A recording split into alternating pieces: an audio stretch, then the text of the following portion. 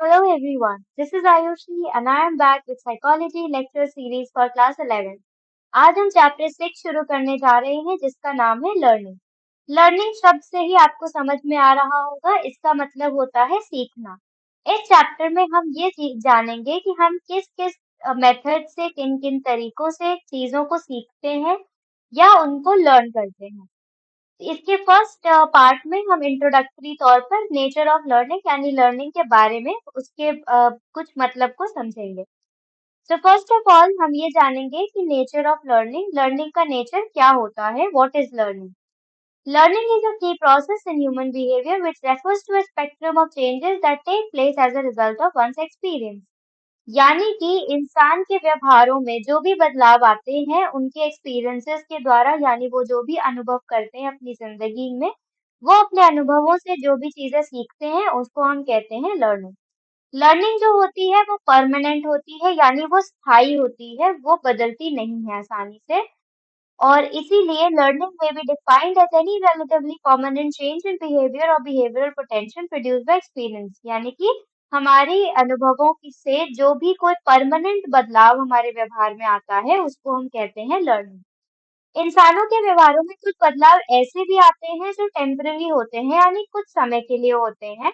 ये व्यवहार आ सकते हैं कभी ड्रग्स इस्तेमाल करके, कभी दवाओं के असर से, कभी कमजोरी महसूस होने के कारण। तो इन सब चीजों के कारण जो परिवर्तन आता है उसको हम लर्निंग नहीं कहते हैं।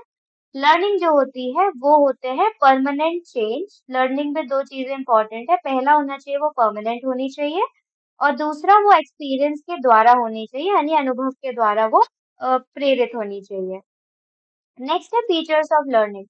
लर्निंग के क्या क्या फीचर्स हैं, लर्न किस किस चीजों को हम लर्निंग कहते हैं। तो फर्स्ट ऑफ ऑल लर्निंग जो होती है उसमें कुछ ना कुछ एक्सपीरियंस होता है, अनुभव के कारण ही लर्निंग होती है। फॉर एग्जाम्पल, एक बच्चे को जो हॉस्टल में रहता है उसको ये पता चल जाता है कि हॉस्टल की बेल बजने के बाद, हॉस्टल की बेल जब अंधेरा होने के बाद बजती है तो उनको डिनर मिलता है। तो वो अपने अनुभव से ये चीज महसूस करता है कि ये चीज बहुत टाइम से होते आ रही है, तो उसको पता चल जाता है या वो सीख जाता है कि उस बेल के बाद उसे डिनर मिलेगा। कभी-कभी केवल एक अनुभव ही काफ़ी होता है इंसान को सिखाने के लिए। फॉर एग्जाम्पल, अगर एक बच्चा माचिस की तीली जला देता है और उसका हाथ जल जाता है उससे, तो ये एक अनुभव काफ़ी होगा उसको ये सिखाने के लिए कि उसको माचिस को अच्छे से इस्तेमाल करना चाहिए। तो ज़्यादातर कुछ जो सिंगल एक्सपीरियंस जो एवर्सिव होते हैं, यानी कि जो इंसान को पेनफुल चीज़ें देते हैं, वो एक ही अनुभव में इंसान सीख जाता है। कुछ-कुछ व्यवहार में बदलाव जैसे हमने लास्ट में पढ़ा था, कुछ-कुछ जो बदलाव होते हैं वो परमानेंट नहीं होते हैं, वो हैबिचुएशन के कारण हो सकते हैं, यानी आदत लगने के कारण, फैटीग या ड्रग्स लेने के कारण हो सकते हैं, तो इनको हम लर्निंग नहीं कहेंगे। हैबिचुएशन की डेफिनेशन होती है the change due to continuous exposure to stimulus, यानी कि कोई चीज आपके सामने अगर बहुत समय तक है तो आपको उसकी आदत लग जाती है और फिर आपको उसके बारे में उस चीज के बारे में आपको हैबिट हो जाती है और आपको वो चीज प्रभावित नहीं करती है।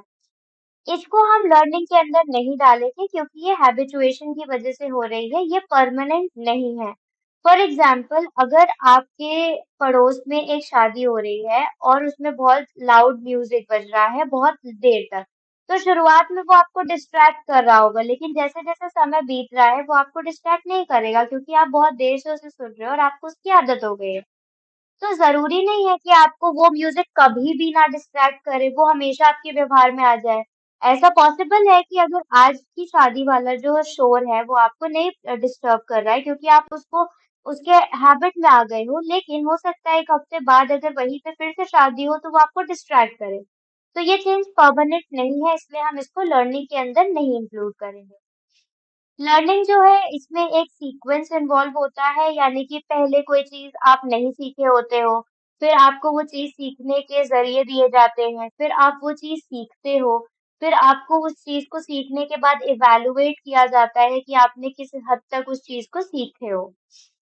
लर्निंग जो होता है वो एक इन्फर्ड प्रोसेस होता है और वो परफॉर्मेंस से अलग होता है, यानी कि अ, अगर कोई टीचर है वो देखता है कि बच्चे का परफॉर्मेंस अच्छा है तो वो केवल वो नहीं देख लेगा कि बच्चे ने कुछ सीखा है। वो उस परफॉर्मेंस को इवैल्यूएट करेगा, उसको देखेगा और उसके द्वारा वो नतीजे पे आएगा कि उस बच्चे ने सीखा है। तो परफॉर्मेंस के द्वारा इंसान की जो लर्निंग होती है वो जांची जाती है। नेक्स्ट हम बात करेंगे पैराडाइम्स ऑफ लर्निंग की, यानी लर्निंग किस-किस प्रकार की होती है। ऐसे बहुत तरीके होते हैं जो हम सिंपल सिंपल चीज़ों को सीखने के लिए इस्तेमाल करते हैं। इनमें से सबसे जो सिंपल मेथड होता है वो होता है कंडीशनिंग।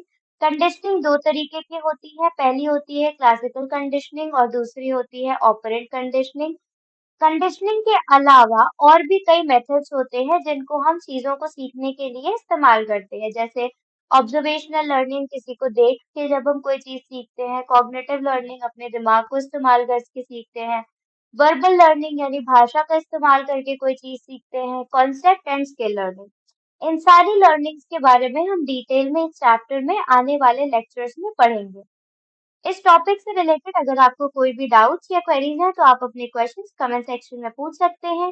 साइकोलॉजी से रिलेटेड ऐसी ही एजुकेशनल वीडियोस के लिए गुरुकुल चैनल को सब्सक्राइब करना ना भूलें।